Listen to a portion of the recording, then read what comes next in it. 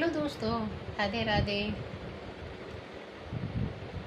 सत्यवान और सावित्री की एक पौराणिक कथा है जो 16 अप्रैल को मनाया जा रहा है।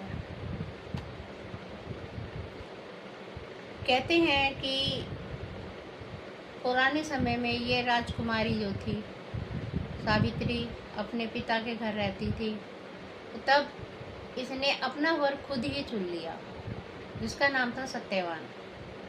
एक ऋषि ने बताया कि इनकी जो मृत्यु है वो 1 साल भर के भीतर हो जाएगी। इनकी उम्र कम है, पर फिर भी सावित्री ने सत्यवान को ही चुना और उनसे विवाह किया। विवाह करने के बाद वो वन में रहने लगी।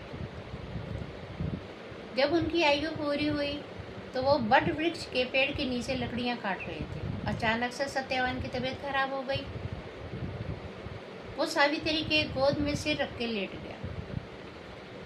लेटने के बाद उनकी मृत्यु हो गई। यमराज जी आए और उनके आत्मा को लेके जाने लगे। सावित्री वो थी, बहुत बुद्धिमान थी, वो उनके पीछे पीछे चलने लगी।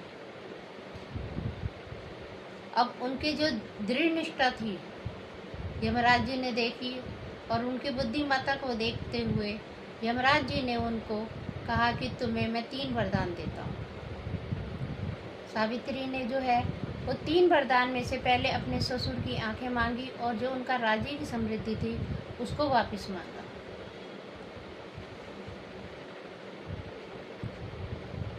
और तीसरा वर मांगा जो वो संतान का सुख मांगा। अब यमराज जी सोच में पड़ गए कि इसने अगर संतान का सुख मांगा है तो सत्यवान का जीवित होना भी बहुत जरूरी है।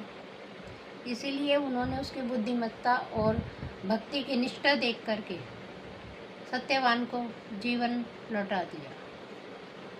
कहते हैं कि वट वृक्ष जो है वो अमरता का दीर्घ आयु देने का प्रतीक माना जाता है। सावित्री ने वट वृक्ष के नीचे ही अपने पति के प्राण वापस पाए थे। इसीलिए महिलाएं वट वृक्ष की पूजा करती हैं और व्रत रखती हैं।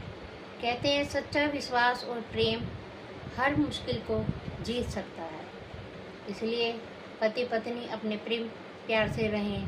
हर मुश्किल जो है वो हर संघर्ष के साथ लड़कर भी जीती जा सकती है। देखा आपने कि सावित्री ने अपनी बुद्धिमत्ता से और भक्ति से कैसे अपने सत्यवान के प्राण वापस ले लिए। वट वृक्ष भगवान की जय हो। राधे राधे।